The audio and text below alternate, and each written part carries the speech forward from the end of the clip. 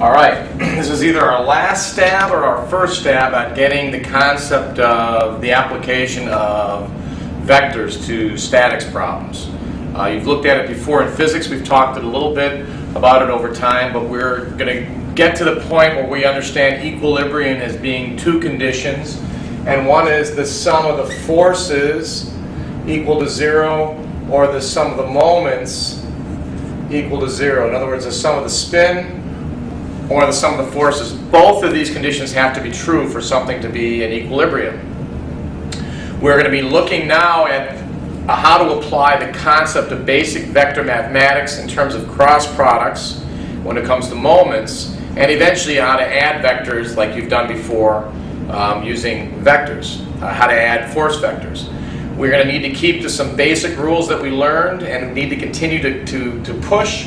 One is that you need to know your coordinate system. So for right now, I'm going to put up my coordinate system here in terms of being, and pay attention, x and z in this case. X and z, with this being a positive angle. We'll see whether we can keep track of that when we draw up this set of vectors.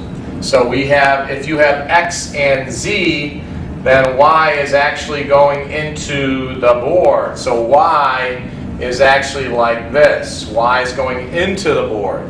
We do this now because in effect we have started to work within the 3D. So every now and then switching what we see on the board into something that actually is what exists on the planet is not a bad idea.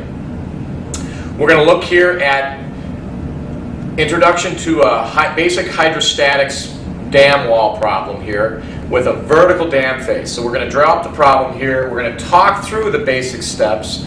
We won't list them all out here. It'll be up for you to go back and look at the basic problem solving steps you learned in problem solving. So one would be look and read the problem. So we're not going to write it out. However, here's the question.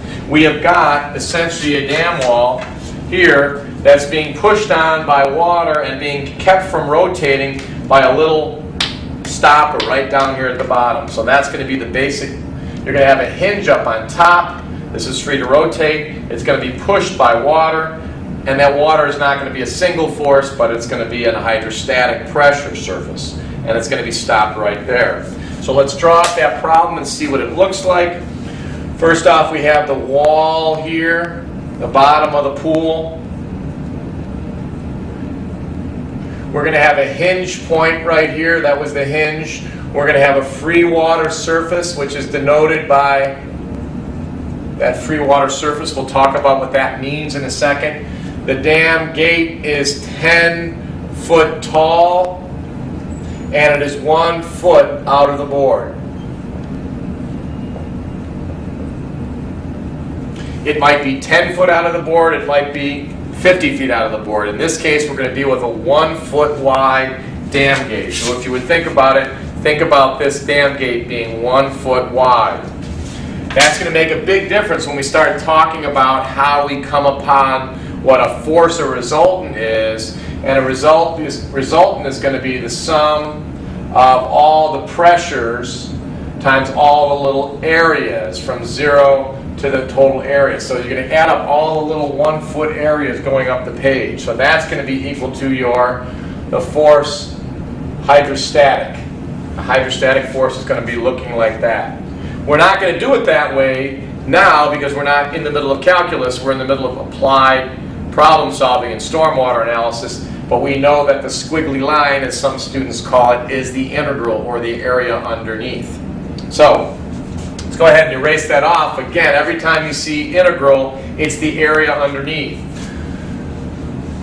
Right away, we have to assume a datum, not just for x, y, and z, and we can shift this datum around. In a while, we're going to make that our 0, 0. That's going to be x, and that's going to be y. We're going to see that we can shift our datum around as long as we keep track of it. However, we want the pressure datum. The atmospheric pressure is the pressure datum. And we'll put the time as now. You're getting used to the fact of setting a time datum, an atmospheric or pressure datum, and then an x, y, and z, or a physical datum as well. X, y, z being fixed. In a second, we're going to move that up here. All right, you've got the gate. It's 10 foot tall, 1 foot out of the board. What's the next step? Draw it to scale. We'll kind of go with the scale here. of 1 to 10, I'm sorry, 2 centimeters equals 1 meter. So we're going to write this 2 centimeters equals 1 meter. I'm sorry, 1 foot. All right, and we're going to draw this free body, that being the next step, determining what is your free body. Your free body is going to be the gate. So you draw your free body as the gate. We're going to draw it here. That is 10 feet long. All right, we put the free body there being the gate. The gate is the free body, an important step. The next concept is to decide what is touching your free body. In this case, we'll show it, but we're going to assume that the gate is weightless. So the gate is weightless. That's not the case. But you'll see, since this gate is vertical, that weight is going to have no torque or spin about the spinning point. So we're going to go ahead and show that weight with a double hatch because it is a distributed force. Okay, what is now touching without quotes? Well, one thing you have touching is right here. You have a reaction force, single hatch, force of reaction at A in the X, force of reaction at A in the Y, and we'll call this point A. We'll call this point B. Identifying key points would probably be an important thing to do. Very often we'll also start identifying point 1 as the top of the surface. All right, so we have force of reaction in the Y, force of reaction in the X. We also have a point here. Notice how we showed each of these forces positive. We're going to also show this reactive force as positive, even though we know it's not. If the water's pushing this way, obviously this has to push back. So we'll call that the force of reaction at B in the X, and it's shown as positive with a single hatch. You can, it's a single hatch. That's not a problem. What you can then now, you can apply this concept of what else is touching it. And you have water touching it. It's touching it here, here, here, here, here, all the way down. At this point, we have to think about your rules of pressure. So pressure, we'll see, is going to increase with depth or have a negative increase with elevation. So I'll just do the depth formula here. The change in pressure equals the change in depth times the unit weight of water. Unit weight of water, we hope we know, is the unit weight of water equals 62.4 pounds per cubic foot. So what is that? How does that get us? Pressure, pounds per cubic foot times foot gets us pounds per square foot. Pounds per square foot. Why does that make a big difference? Well, this is 10 foot tall. The pressure here is 0. The pressure here, and we're not going to scale it out, but we'll kind of go, if it's 10 times 62, it's 624. So we'll go and make it something like that. We'll make it to scale to some way, shape, or form that we could also say 1 centimeter equals 100